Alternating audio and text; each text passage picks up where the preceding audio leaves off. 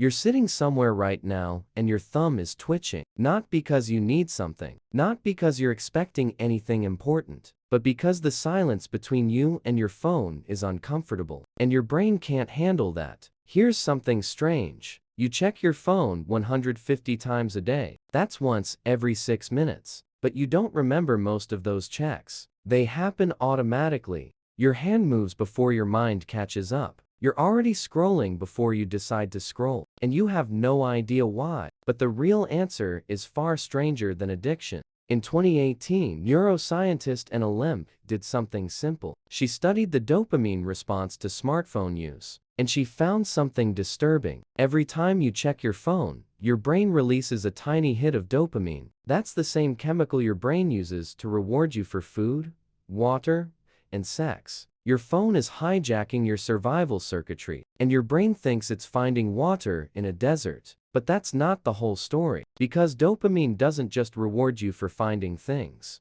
It rewards you for anticipating them. The expectation of a reward is more powerful than the reward itself. That's why the first scroll feels better than the fifth. That's why you keep pulling down to refresh. You're not looking for information. You're looking for the possibility of information. Your brain is a prediction machine, and your phone is the most unpredictable thing you own. Every notification could be something or nothing, and that uncertainty is what keeps you hooked. In 1954, psychologist James Olds discovered something strange. He implanted electrodes in the brains of rats, and he gave them a lever that stimulated their brain's reward center. The rats pressed that lever until they collapsed. They chose the lever over food, over water, over sex. They pressed it 7,000 times per hour, and they died happy. Your phone is that lever. But here's the twist. The rats didn't know why they were pressing. They just knew they had to, and neither do you. You don't check your phone because you want something. You check it because you can't tolerate not knowing. The discomfort of uncertainty is physically painful. In 2016, neuroscientist Taylai Shiro published research on the curiosity gap. She found that not knowing something creates a literal itch in your brain, and the only way to scratch it is to find out.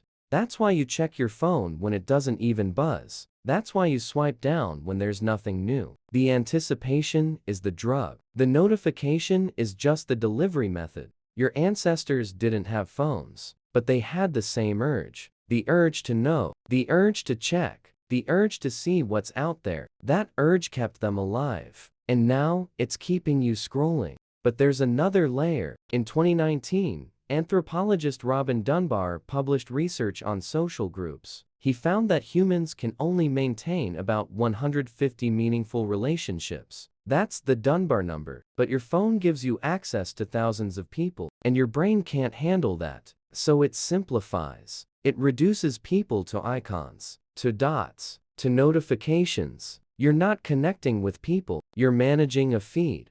And your phone is the perfect hunting ground. Every swipe is a gamble. Every scroll is a hunt. And your brain loves the hunt more than the kill. So you keep going, you keep checking, you keep scrolling, even when you're bored. Especially when you're bored. Because boredom is just another form of uncertainty. A lack of stimulation is a threat. So you reach for your phone to escape it. But here's the question. Who's in control? You, or the device in your hand? Your hand is reaching for your phone again. You didn't decide to do it. Your thumb just moved. And now, you're scrolling through nothing. But maybe that's the point. Maybe you're not checking your phone. Maybe your phone is checking you.